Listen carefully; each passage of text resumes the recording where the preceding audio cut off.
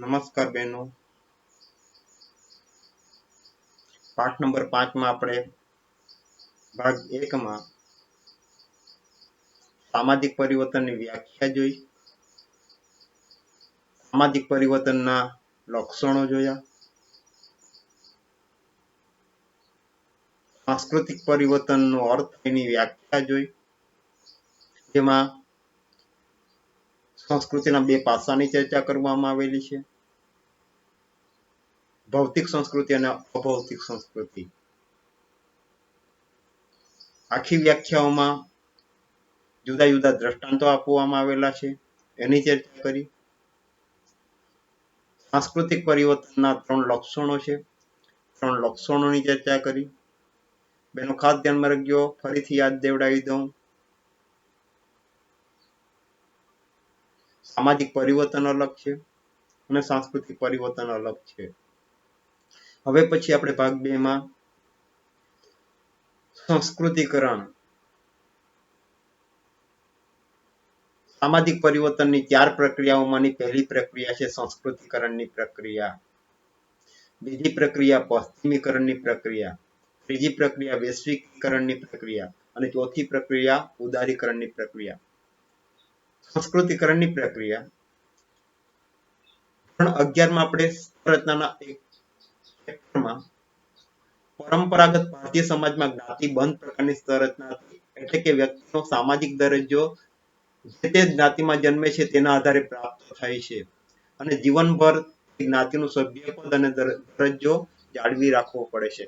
રચના સામાજિક અને આર્થિક અસમાનતાવાળી વ્યવસ્થાને સ્તર રચના તરીકે ઓળખવામાં આવે.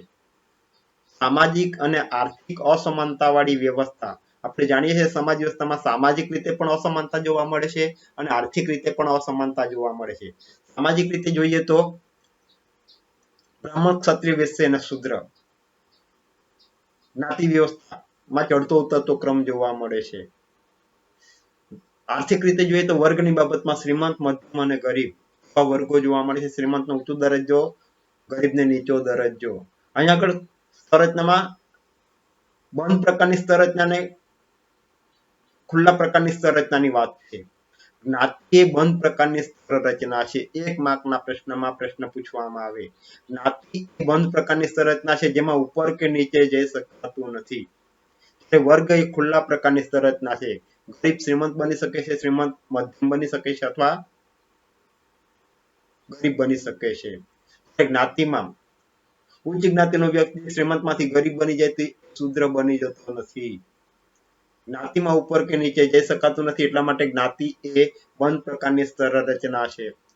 જે વ્યક્તિ જે જ્ઞાતિમાં જન્મ લીધો હોય એ જ્ઞાતિનો દરજ્જો એને જન્મતાની સાથે પ્રાપ્ત થઈ જાય છે અને આ જીવન સુધી બદલાવી શકાતો નથી. દરજ્જાના 2 પ્રકારની ચર્ચા આપણે 11મા ધોરણમાં કરેલી છે, પ્રાપ્ત દરજ્જો અને અર્પિત દરજ્જો. વર્ગ વ્યવસ્થામાં વ્યક્તિ તેના જીવનકાળ દરમિયાન શિક્ષણ, તાલીમ કે અન્ય કોઈ રીતે દરજ્જો બદલી શકે છે. આપણે જાણીએ છીએ બેનો, અહીંયા આગળ વર્ગ એ ખુલ્લા પ્રકારની સંરચના છે, ઉપર કે નીચે જઈ શકાય છે. જ્ઞાતિ બંધ પ્રકારની સંરચના છે, જેમાં ઉપર કે નીચે જઈ શકાતું નથી. જ્ઞાતિ વ્યવસ્થામાં દરજ્જા વિશે પરિવર્તન શક્ય નથી. એટલા માટે જ સમાજશાસ્ત્રી માનતા હતા જ્ઞાતિ વ્યવસ્થામાં જ્ઞાતિ બદલાવી શકાતી નથી. પરંતુ ભારતમાં જાણીતા સમાજશાસ્ત્રી પ્રોફેસર એમ.એન. શ્રીનિવાસ પોતાના અભ્યાસ દ્વારા દર્શાવેલું જ્ઞાતિ જેવી પ્રમાણમાં બંધ પ્રકારની સંરચનામાં પણ પરિવર્તન શક્ય છે. આ સંદર્ભમાં તેમણે સંસ્કૃતિકરણ જેવી સાંસ્કૃતિક પ્રક્રિયાનો ખ્યાલ રજૂ કરેલો છે. જ્ઞાતિ વ્યવસ્થામાં પણ સંરચનામાં ઉપર જઈ શકાય છે. વ્યક્તિ જ્ઞાતિ બદલાવી શકતો નથી, પણ સંરચનામાં ઉપર કે નીચે જઈ શકતો હોય છે, એની વાત કરવામાં આવી છે. એટલા માટે 1 માર્કના પ્રશ્નમાં પ્રશ્ન પૂછવામાં આવે, સંસ્કૃતિકરણનો ખ્યાલ કોણે રજૂ કર્યો? એમ.એન. શ્રીનિવાસ. 1 માર્કના પ્રશ્નમાં વિકલ્પમાં અથવા 1 માર્કના પ્રશ્નમાં પ્રશ્ન પૂછવામાં આવે. સંસ્કૃતિકરણ એ પરિવર્તનનો આંતરિક સ્વરૂપ છે, અંદરથી આવેલી બાબત છે. સંસ્કૃતિકરણે ભારતીય સમાજમાં સામાજિક પરિવર્તન લાવવામાં અગત્યનો ભાગ ભજવેલો છે. સંસ્કૃતિકરણ એવી સામાજિક અને સાંસ્કૃતિક પ્રક્રિયા છે ભારતના જુદા જુદા ભાગમાં હિન્દુઓમાં વ્યાપક સ્વરૂપમાં જોવા મળે છે. આપણે જાણીએ છીએ હિન્દુઓમાં જ ઉચ્ચ નીચના ભેદભાવો જોવા મળે છે. બ્રાહ્મણનો ઊંચો દરજ્જો અને શુદ્ર અને નીચો દરજ્જો, અને એને ધ્યાનમાં રાખીને આદિવાસી સમૂહોમાં પણ એ સંસ્કૃતિકરણની પ્રક્રિયા જોવા મળતી હોય છે. પછી બેનો આવે છે સંસ્કૃતિકરણનો અર્થ. બેનો 3 માર્કની ટૂંક નોંધમાં પૂછાઈ ગયેલો પ્રશ્ન છે. સંસ્કૃતિકરણનો અર્થ અને વ્યાખ્યા સમજાવો. બેનો ખાસ ધ્યાનમાં રાખજો, અર્થ અને વ્યાખ્યા બંને 3 માર્કના પ્રશ્નમાં પ્રશ્ન પૂછવામાં આવે છે. સંસ્કૃતિકરણની પ્રક્રિયા અતિ પ્રાચીન હોવા છતાં સંસ્કૃતિકરણ શબ્દ અને ખ્યાલ સૌપ્રથમ એમ.એન. શ્રીનિવાસે રજૂ કરેલો છે. અને પોતાનું પુસ્તક religion and society among the Coorg, દક્ષિણ ભારતના કુર્ગ લોકોમાં ધર્મ અને સમાજ, કુર્ગ જ્ઞાતિ ઉપર એણે અભ્યાસ કરેલો છે. પીએચડી ની ડિગ્રી પ્રાપ્ત કરેલી છે. દક્ષિણ ભારતમાં વસતા કુર્ગ લોકોમાં જ્ઞાતિ, ધર્મ અને સમાજ, આ પુસ્તકમાં જ્ઞાતિના પરિવર્તનને સમજાવવા માટે એણે બ્રાહ્મણીકરણ શબ્દ પ્રયોજેલો છે. શરૂઆતમાં સંસ્કૃતિકરણના અર્થના બદલે એણે બ્રાહ્મણીકરણ શબ્દ વાપરેલો છે. 1 માર્કના પ્રશ્નમાં પ્રશ્ન પૂછવામાં આવે છે. બેનો ખાસ ધ્યાનમાં રાખજો, એમ.એન. શ્રીનિવાસે સંસ્કૃતિકરણનો શબ્દ પહેલા કયો શબ્દ વાપર્યો હતો? બ્રાહ્મણીકરણ. એના મનમાં એમ જ હતું કે ફક્ત નિમ્ન જ્ઞાતિઓ બ્રાહ્મણનું જ અનુકરણ કરે છે, બીજી જ્ઞાતિઓનું અનુકરણ કરતી નથી, અને એને ધ્યાનમાં રાખીને શરૂઆતમાં એણે બ્રાહ્મણીકરણ શબ્દ વાપરેલો છે. પણ ત્યાર પછી ગુજરાતના ડેવિડ પોકોક, માનવશાસ્ત્રીનું નામ છે, એને દર્શાવ્યું ફક્ત નિમ્ન હિન્દુઓ કે નિમ્ન જ્ઞાતિઓ મોટાભાગે બ્રાહ્મણનું જ અનુકરણ કરતા નથી, પણ અન્ય જ્ઞાતિઓનું પણ અનુકરણ કરે છે. અને એને ધ્યાનમાં રાખીને ફક્ત બ્રાહ્મણીકરણ શબ્દ ચાલશે નહીં, એના બદલે એ શબ્દ બદલાવીને પાછળથી સંસ્કૃતિકરણ શબ્દ મૂકવામાં આવેલો છે. ડેવિડ પોકોકે દર્શાવેલું છે નિમ્ન જ્ઞાતિ માટે બ્રાહ્મણ સિવાય અન્ય જ્ઞાતિ પણ મોડેલ બને છે, અન્ય જ્ઞાતિઓ પણ અનુકરણ કરતી જોવા મળે છે. તેથી શ્રીનિવાસે બ્રાહ્મણીકરણ શબ્દના બદલે સંસ્કૃતિકરણ શબ્દનો ઉપયોગ કરેલો છે. શરૂઆતમાં એણે બ્રાહ્મણીકરણ શબ્દ ઉલ્લેખેલો છે, ત્યાર પછી પાછળથી બ્રાહ્મણનું અનુકરણ કરવામાં આવતું નથી, બીજી જ્ઞાતિઓનું પણ અનુકરણ કરવામાં આવે છે, અને એને ધ્યાનમાં રાખીને શબ્દ બદલીને સંસ્કૃતિકરણ શબ્દ મૂકેલો છે. સંસ્કૃતિકરણના અર્થમાં માત્ર સંસ્કૃતિનું અનુકરણ કરે છે તેવું નથી, પરંતુ સંસ્કૃત ભાષાના ધાર્મિક ગ્રંથોમાં જે પ્રકારના વિચારો જોવા મળે છે, માન્યતા વ્યક્ત થતી હતી તે ઉપલી જ્ઞાતિ અપનાવતી, તેનું અનુકરણ નિમ્ન જ્ઞાતિ કરતી માટે સંસ્કૃતિકરણ શબ્દનો ઉપયોગ કરે છે. મોટાભાગે નિમ્ન જ્ઞાતિઓ ઉચ્ચ જ્ઞાતિનું સંસ્કૃતિનું અનુકરણ કરતી નથી, પણ સંસ્કૃત ભાષામાં લખાયેલા ધાર્મિક ગ્રંથોમાંથી પણ કેટલાક વિચારો સ્વીકારેલા છે, કેટલીક માન્યતાઓ સ્વીકારેલી છે, અને એનું અનુકરણ કરતી જોવા મળે છે, અને એ રીતે સંસ્કૃતિકરણ શબ્દનો ઉપયોગ કરવામાં આવેલો છે. સંસ્કૃતિકરણની વ્યાખ્યા 2 માર્કના પ્રશ્નમાં બેનો પૂછાઈ ગયેલી પ્રશ્ન છે. સંસ્કૃતિકરણની વ્યાખ્યા 2 માર્કના પ્રશ્નમાં 1 માર્કના પ્રશ્નમાં પૂછવામાં આવે સંસ્કૃતિકરણનો ખ્યાલ અથવા વ્યાખ્યા કોણે આપી? એમ.એન. શ્રીનિવાસે વ્યાખ્યા આપેલી છે. એમાં 2 માર્કના પ્રશ્નમાં સંસ્કૃતિકરણ એક એવી પ્રક્રિયા છે જેમાં નિમ્ન હિન્દુ જ્ઞાતિ, આદિવાસી, અન્ય સમૂહો, એમનાથી ઉચ્ચ ગણાતી જ્ઞાતિઓ, દ્વિજ એટલે કે બ્રાહ્મણો ના રિવાજો, વિધિ વિધાન, વિચારસરણી અને જીવનશૈલીનું અનુકરણ કરે છે. બેનો 4 શબ્દો છે: નિમ્ન હિન્દુઓ, આદિવાસીઓ કે અન્ય સમૂહો બ્રાહ્મણોના રિવાજો, વિધિ વિધાન, વિચારસરણી, જીવનશૈલીનું અનુકરણ કરે છે. આમ કરીને તેઓ પોતાનું પરંપરાગત સામાજિક દરજ્જો જ્ઞાતિના કોટિક્રમમાં ઉચ્ચ હોવાનો દાવો કરે છે. એને સંસ્કૃતિકરણ કહેવામાં આવે છે. બ્રાહ્મણોનો, નિમ્ન હિન્દુઓ, આદિવાસીઓ, અન્ય સમૂહો એના રિવાજો, વિધિ વિધાન, વિચારસરણી કે જીવનશૈલીનું અનુકરણ કરે છે, અને આ રીતે સામાજિક કોટિક્રમમાં, જ્ઞાતિના કોટિક્રમમાં પોતાનો દાવો ઉચ્ચ હોવાનો દાવો કરે છે. પોતે પણ બ્રાહ્મણ જેવો જ દરજ્જો ધરાવે છે એમ માને છે. જ્ઞાતિ બદલાવી શકતા નથી. નિમ્ન જ્ઞાતિના હિન્દુઓ પોતાની જ્ઞાતિ બદલાવી શકતા નથી, પણ એના વિધિ વિધાનો, વિચારસરણી કે જીવનશૈલીનું અનુકરણ કરીને પોતે ઉચ્ચ દરજ્જો ધરાવે છે એવો દાવો કરે છે એને એમએન શ્રીનિવાસ સંસ્કૃતિકરણ તરીકે ઓળખાવે છે. બેનો 3 માર્કના પ્રશ્નમાં પ્રશ્ન પૂછાય છે સંસ્કૃતિકરણના પાસાઓ જણાવો. 7 થી 8 પાસા આપવામાં આવેલા છે. આમાંથી કેટલાક પાસા 1 માર્કના પ્રશ્નમાં અથવા 2 માર્કના પ્રશ્નમાં પૂછાયેલા છે. એમએન શ્રીનિવાસે પોતાના પુસ્તક 1 માર્કના પ્રશ્નમાં પૂછવામાં આવે છે. એમએન શ્રીનિવાસે સંસ્કૃતિકરણના પાસા કયા પુસ્તકમાં દર્શાવેલા છે? Social change in modern India. અંગ્રેજી નહીં આવડે તમે ગુજરાતીમાં પણ લખી શકશો. આધુનિક ભારતમાં સામાજિક પરિવર્તન. આ પુસ્તકમાં એને ચર્ચા કરેલી છે. એમાંથી કેટલાક લક્ષણો અહીંયા આગળ ઉલ્લેખ કરવામાં આવેલો છે. એમાં પહેલું લક્ષણ છે, 1 માર્કના પ્રશ્નમાં બોર્ડમાં પૂછાઈ ગયેલો પ્રશ્ન છે, સ્વાધ્યાયમાં પણ મૂકવામાં આવેલો છે. સંસ્કૃતિકરણની પ્રક્રિયા સમૂહલક્ષી છે. એક જ વ્યક્તિ સંસ્કૃતિકરણમાં ઉપર જતી નથી, આખો સમૂહ જાય છે. એટલે કે આ પ્રક્રિયામાં વ્યક્તિ નહીં પરંતુ સમગ્ર જ્ઞાતિ સમૂહ ઊભી ગતિશીલતા પ્રાપ્ત કરે છે. કોઈ એક જ વ્યક્તિ ઉપર જતી નથી, આખી જ્ઞાતિ ઉપર જાય છે અને તે માટે તે જ્ઞાતિ પોતાનો દાવો પણ આગળ ધરે છે. બીજી રીતે કહીએ તો સંસ્કૃતિકરણ એટલે જ્ઞાતિ સમૂહને આપોઆપ ઊંચો દરજ્જો પ્રાપ્ત થતો નથી, માટે તેને પ્રયત્ન પણ કરવા પડતા હોય છે. અહીંયા આગળ સંસ્કૃતિકરણની પ્રક્રિયા સમૂહલક્ષી અથવા જૂથલક્ષી છે. કોઈ એક જ વ્યક્તિ ઉપર જતી નથી, ઊભી ગતિશીલતા પ્રાપ્ત કરતી નથી. દાખલા તરીકે ભારતમાં બક્ષી પંચમાં આપણે અગાઉ જોયું, શરૂઆતમાં 1976માં 82 જ્ઞાતિ હતી, 2004માં 135 જ્ઞાતિ થઈ. એમાંથી એક જ્ઞાતિનું દ્રષ્ટાંત આપું, મોચી જ્ઞાતિ એ અનુસૂચિત જાતિમાં આવતી, એસસીમાં આવતી.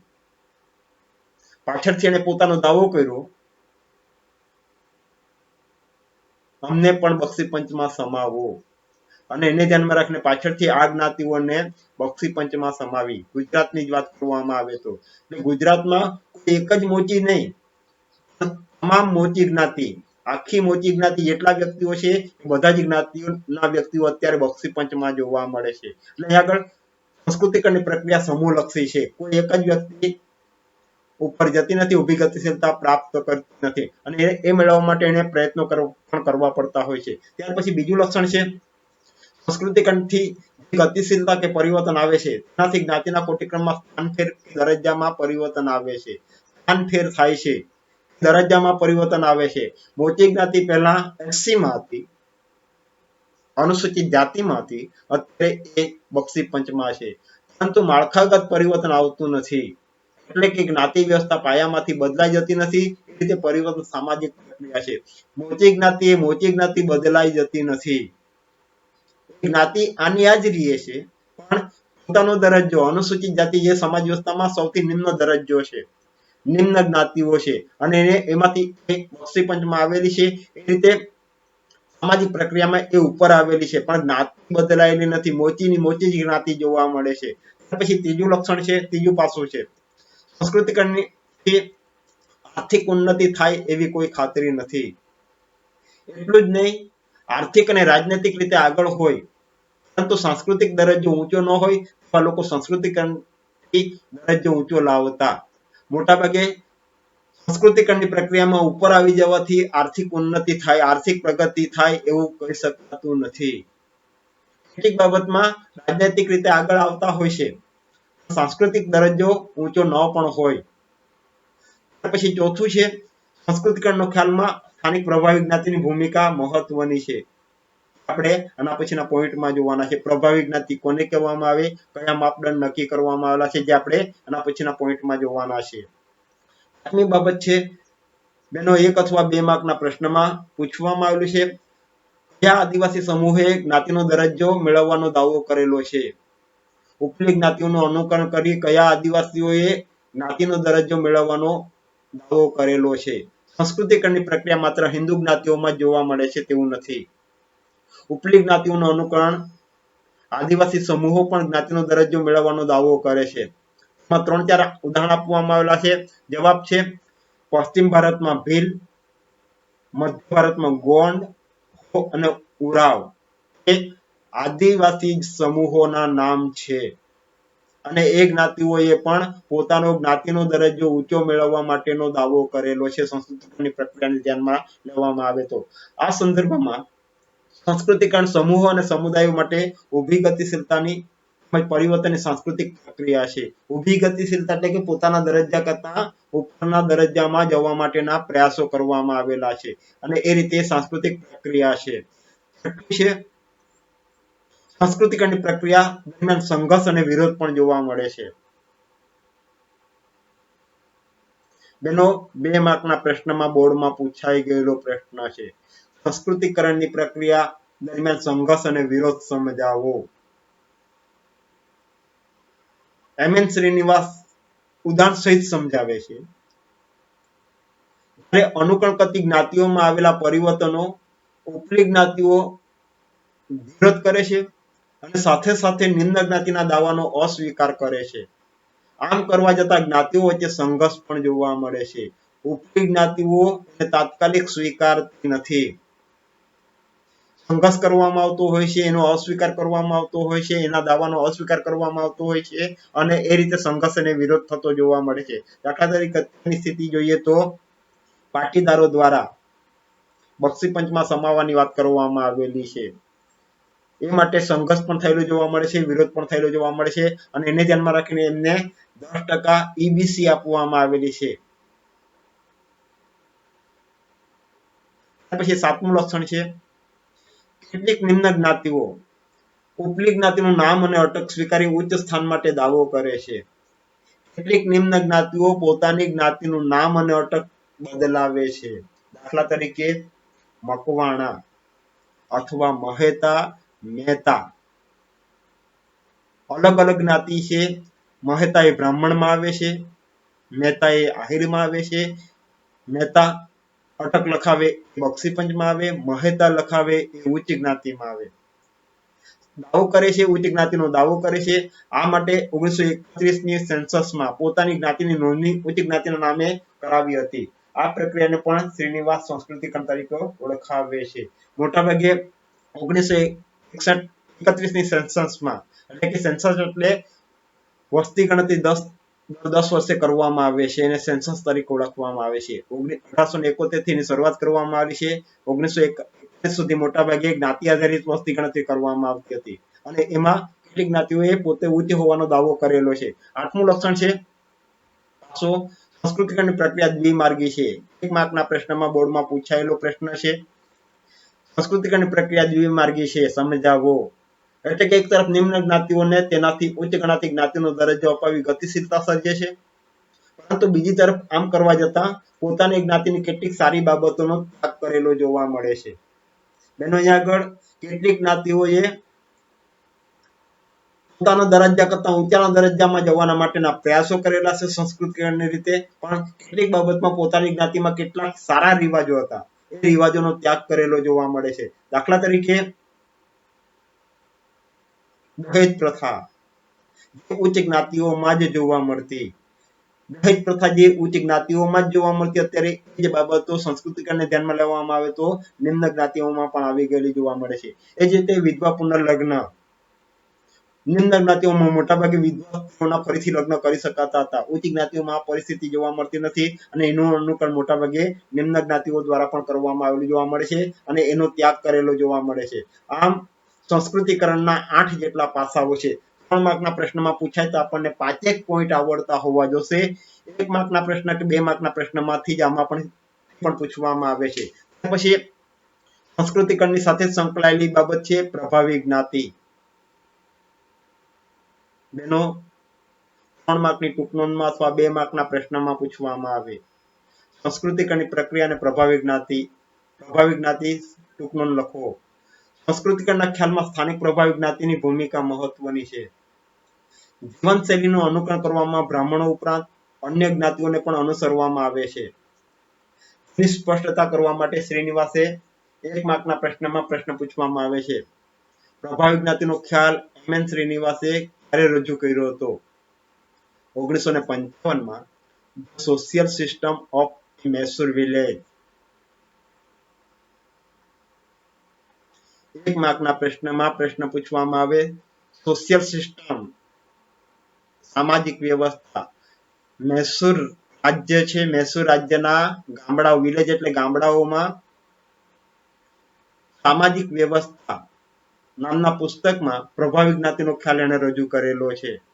એના મતે પ્રભાવી જ્ઞાતિ ગ્રામીણ સામાજિક જીવનને સમજવા, સાંસ્કૃતિક અને પેટર્ન જોવામાં ઉપયોગી બને છે. એની તરાહ જાણવા માટે પ્રભાવી જ્ઞાતિ ઉપયોગી બનતી હોય છે.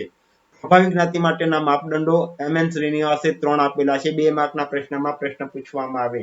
બેનો ખાસ ધ્યાનમાં રાખજો, 2 માર્કના પ્રશ્નમાં પ્રશ્ન પૂછવામાં આવે, પ્રભાવી જ્ઞાતિના માપદંડો જણાવો. અહીંયા આગળ આપવામાં આવેલા છે માપદંડો. એમાં પહેલો માપદંડ છે સ્થાનિક વિસ્તારની નોંધપાત્ર જમીન માલિકી એક જ્ઞાતિ પાસે હોવી આવશ્યક છે. આપણે જાણીએ છીએ કે કેટલીક જ્ઞાતિઓનો દરજ્જો નીચો છે, એ વિસ્તારમાં કદાચ એ જ્ઞાતિની વસ્તી વધારે હોય અને જમીનની માલિકી પણ એમની પાસે હોય તો એ વિસ્તારનો દરજ્જો ઊંચો આંકવામાં આવતો હોય છે. આપણે જાણીએ છીએ શુદ્ર જ્ઞાતિનો દરજ્જો સમાજ વ્યવસ્થામાં નીચો છે, પણ કોક ગામમાં એક જ બ્રાહ્મણ કુટુંબ હોય અને તમામ વસ્તી શુદ્ર જ્ઞાતિની હોય તો એ ગામ પૂરતો શુદ્રનો દરજ્જો સમાજ વ્યવસ્થામાં ઊંચો આંકવામાં આવતો હોય છે.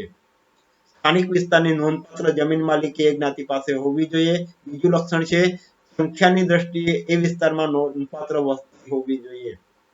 જમીનની માલિકી અને એની પાસે જ વસ્તીનું પ્રમાણ પણ વધારે હોવું જોઈએ. અને ત્રીજી બાબત છે ઉચ્ચ પારંપરિક દરજ્જો ઉપરાંત શિક્ષણનું પ્રમાણ, વહીવટી તંત્રમાં નોકરીઓ, આવકના શહેરી સ્ત્રોત પણ કેટલીક જ્ઞાતિઓને ગ્રામ વિસ્તારોમાં સત્તા પ્રતિષ્ઠા આપી પ્રભાવી બનાવે છે. એટલે કે એ જે જ્ઞાતિઓ પાસે શિક્ષણનું પ્રમાણ હોય, વહીવટી તંત્રમાં નોકરીઓ હોય અને આવકના શહેરી સ્ત્રોત પણ એ જ્ઞાતિઓ પાસે હોય અને પ્રતિષ્ઠાનું સ્થાન ધરાવતી હોય, આ માપદંડને ધ્યાનમાં રાખવામાં આવે છે. પ્રભાવી જ્ઞાતિ માટે આ 3 માપદંડ છે.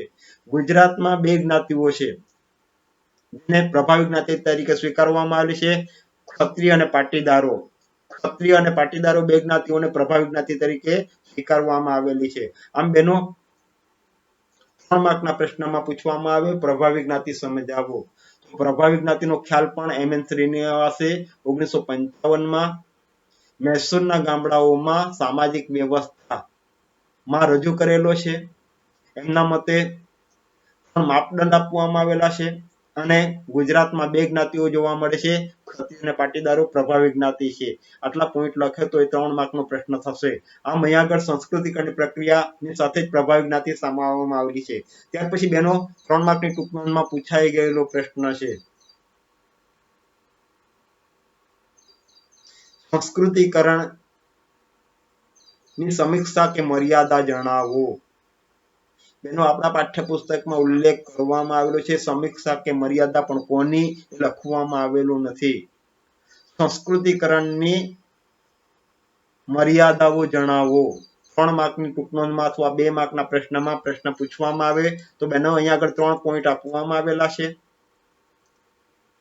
જેમાં પહેલી બાબત છે સંસ્કૃતિકરણથી કેટલાક લોકો અસમાનતા પર આધારિત સામાજિક રચનાતંત્રમાં પોતાનું સ્થાન સુધારી લે છે. અસમાનતામાં આપણે જાણીએ છીએ સામાજિક અને આર્થિક, એમાં સામાજિકની જ બાબત રજૂ કરવામાં આવેલી છે, જેમાં જ્ઞાતિઓની બાબતમાં ઉચ્ચ અને નિમ્ન દરજ્જો જોવા મળે છે. બ્રાહ્મણ, ક્ષત્રિય, વૈશ્ય અને શૂદ્ર, કારણ કે હિન્દુઓની જ વાત કરવામાં આવેલી છે. એમાં સંસ્કૃતિકરણથી કેટલાક લોકો અસમાનતા પર આધારિત સામાજિક રચનાતંત્રમાં પોતાનું સ્થાન સુધારી લે છે. પોતાનું સ્થાન સુધારી લેવા માટેના પ્રયત્નો કરેલા છે. પોતાનો દરજ્જો જ્ઞાતિ બદલાવી શકાતો નથી, પણ સમાજ વ્યવસ્થામાં પોતાનો જ્ઞાતિનો દરજ્જો ઊંચો છે માને છે, પરંતુ એનાથી સમાજમાં પ્રસરેલી અસમાનતા, ભેદભાવ નાબૂદ થતો નથી, નોંધવું રહ્યું છે. કોઈ પણ વ્યક્તિ પોતાની જ્ઞાતિને નીચો માનતો નથી અને માનવી જોઈએ પણ નહીં. અહીંયા આગળ મોટાભાગે સાંસ્કૃતિક અને પ્રક્રિયાને ધ્યાનમાં રાખીને પોતાની જ્ઞાતિનો દરજ્જો ઊંચો લાવવા માટેના પ્રયાસો કરવામાં આવેલા છે અને એ પ્રયાસોથી મોટાભાગે સમાજ વ્યવસ્થામાં અસમાનતા કે ભેદભાવ જોવા મળે છે એ દૂર કરી શકાય નહીં. પહેલી મર્યાદા છે. બીજી મર્યાદા છે ઉચ્ચ જ્ઞાતિની જીવનશૈલી ઊંચી જ હોય અને નિમ્ન જ્ઞાતિની જીવનશૈલી નીચી જ હોય માની લેવામાં આવે છે. ઉચ્ચ જ્ઞાતિની જીવનશૈલી ઊંચી હોય અને નિમ્ન જ્ઞાતિની નીચી હોય એવું સાબિત કરી શકાતું નથી. ઉચ્ચ જ્ઞાતિના લોકોની જીવનશૈલી ઈચ્છનીય અને અનુકરણીય છે એવું દર્શાવવામાં આવેલું છે. પણ કેટલીક વખત ઉચ્ચ જ્ઞાતિઓમાં પણ કેટલાક કુરિવાજો જોવા મળતા હોય છે અને એ કુરિવાજો મોટાભાગે નિમ્ન જ્ઞાતિઓમાં ન જોવા મળતા હોય, પણ નિમ્ન જ્ઞાતિઓ એવું જ માને છે કે ઉચ્ચ જ્ઞાતિઓના રિવાજો જ આપણે સ્વીકારવા જોઈએ. દાખલા તરીકે આપણે 8મા પાસામાં જોયું દહેજ પ્રથા. ઉચ્ચ જ્ઞાતિઓમાં જ જોવા મળે છે, નિમ્ન જ્ઞાતિઓમાં આદિવાસીઓમાં દહેજ પ્રથા જોવા મળતી નથી. પણ એનો ત્યાગ કરવામાં આવેલો છે અને આદિવાસીઓમાં પણ અત્યારે દહેજ પ્રથા આવી ગયેલી જોવા મળે છે. એટલે એ જ રીતે વિધવા પુનર્લગ્ન નિમ્ન જ્ઞાતિઓમાં કરવામાં આવતા હતા, ઉચ્ચ જ્ઞાતિઓમાં કરવામાં આવતા નહીં, ક્ષત્રિયોમાં હજુ પણ કરવામાં આવતા નથી. આમ ઉચ્ચ જ્ઞાતિની જીવનશૈલી ઉચિત છે માની લેવામાં આવેલું છે, પણ ઘણી વખત ઈચ્છનીય અનુકરણીય છે તેવું દર્શાવવામાં આવેલું છે અને એને ધ્યાનમાં રાખીને નિમ્ન જ્ઞાતિના વ્યક્તિઓ એ બાબત સ્વીકારતા હોય છે. અને ત્રીજી બાબત છે એ મર્યાદા. સંસ્કૃતિકરણથી મહિલાઓના દરજ્જામાં નોંધપાત્ર પરિવર્તન આવતું નથી. કોઈ પણ સમાજ વ્યવસ્થા હોય, પછી એ ગ્રામ સમુદાય હોય, નગર સમુદાય હોય કે આદિવાસી સમુદાય હોય, ઘણી જગ્યાએ મોટા ભાગે સામાજિક બાબત દર્શાવવામાં આવેલી છે. મહિલાનો દરજ્જો દરેક જ્ઞાતિઓમાં, હિન્દુ સમુદાયમાં 3000 કરતા પણ વધારે જ્ઞાતિઓ જોવા મળે છે, જેમાં મહિલાઓનો દરજ્જો દરેક જ્ઞાતિઓમાં નીચો જોવા મળે છે. એમાં નોંધપાત્ર પરિવર્તન આવેલું નથી. આમ બેનો 3 માર્કની ટૂંક નોંધમાં પૂછવામાં આવે સંસ્કૃતિકરણની મર્યાદાઓ જણાવો અથવા સંસ્કૃતિકરણની સમસ્યાઓ સમજાવો. 3 માર્કના પ્રશ્નમાં પ્રશ્ન પૂછવામાં આવે તો અહીંયા આગળ આપવામાં આવેલી એ 3 મર્યાદાઓ છે. અહીંયા આગળ આપેલી વિગત જ લખવાની છે. આમ સામાજિક પ્રક્રિયાઓમાં પહેલી પ્રક્રિયા સંસ્કૃતિકરણ કોને કહેવામાં આવે એની વ્યાખ્યા આપવામાં આવેલી છે. એમ.એન. શ્રીનિવાસે સંસ્કૃતિકરણનો ખ્યાલ રજૂ કરેલો છે. સંસ્કૃતિકરણના ખ્યાલમાં એમ.એન. શ્રીનિવાસે પોતાના પુસ્તક આધુનિક ભારતમાં પરિવર્તનમાં એના પાસાઓ દર્શાવેલા છે. એ પાસાની આપણે ચર્ચા કરી. 8 જેટલા પાસાઓ આપવામાં આવેલા છે. 8 પાસામાંથી 3 માર્કના પ્રશ્નમાં પૂછવામાં આવે તો આપણને 5 આવડતા હોવા જોઈએ. કદાચ એ પ્રશ્ન અંદર આપવામાં આવેલા પોઈન્ટમાંથી પૂછવામાં આવે સંસ્કૃતિકરણમાં સંઘર્ષ અને વિરોધ સમજાવો. સંસ્કૃતિકરણની પ્રક્રિયા દ્વિમાર્ગી પ્રક્રિયા છે. 1 માર્કના પ્રશ્નમાં કે 2 માર્કના પ્રશ્નમાં પૂછવામાં આવે તો લખવાનું છે. સંસ્કૃતિકરણની પ્રક્રિયાઓમાં કયા આદિમ સમૂહોએ પોતે ઊંચો જ્ઞાતિ હોવાનો દાવો કરેલો છે, 2 માર્કના પ્રશ્નમાં પૂછાય. એની ચર્ચા પણ આપણે કરી છે. પછી એની સાથે સંકળાયેલી પ્રભાવી જ્ઞાતિની ચર્ચા કરી છે. 3 માર્કના પ્રશ્નમાં પૂછવામાં આવે. પ્રભાવી જ્ઞાતિનો ખ્યાલ પણ એમ.એન. શ્રીનિવાસે રજૂ કરેલો છે. પ્રભાવી જ્ઞાતિના 3 માપદંડો છે. 3 માપદંડોને ધ્યાનમાં રાખીને એને પ્રભાવી જ્ઞાતિ તરીકે ઓળખવામાં આવે છે. ત્યાર પછી સંસ્કૃતિકરણની સમીક્ષા અથવા મર્યાદાની આપણે ચર્ચા કરી. 3 પોઈન્ટ આપવામાં આવેલા છે. સંસ્કૃતિકરણની મર્યાદાના 3 પોઈન્ટ છે. બેનો ખાસ ધ્યાનમાં રાખજો. પ્રશ્ન વિચારીને કયો પ્રશ્ન છે એને ધ્યાનમાં રાખીને જવાબ લખવાનો છે. પશ્ચિમીકરણના પાસાઓ હવે પછીના પોઈન્ટમાં આપણે ચર્ચા કરવાના છીએ. બેનો અહીંયા આગળ પહેલી પ્રક્રિયા સંસ્કૃતિકરણની પ્રક્રિયાને આપણે ચર્ચા કરી છે. હવે પછી પાઠ નંબર 3માં ભાગ નંબર 3માં આપણે પશ્ચિમીકરણની ચર્ચા કરીશું. પશ્ચિમીકરણનો ખ્યાલ પણ એમ.એન. શ્રીનિવાસે જ આપેલો છે. પશ્ચિમીકરણના પાસાઓ પણ અલગ છે. એની ચર્ચા આપણે એના પછીના પોઈન્ટમાં ચર્ચા કરશું. એના પછીના ભાગમાં એની ચર્ચા કરશું. એનો પાઠ 2 વખત વાંચશો તો જ તમને ખબર પડશે. ન વાંચશો તો ખબર નહીં પડશે. અહીંયા આગળ કેટલી બાબતોમાં સૂચના આપવામાં આવી છે અને સૂચનાને ધ્યાનમાં રાખીને એ ભાર દેવામાં આવેલું છે એના ઉપર વિશેષ ભાર મૂકજો જેથી આપણે ધારેલા માર્ક્સ મેળવી શકશું.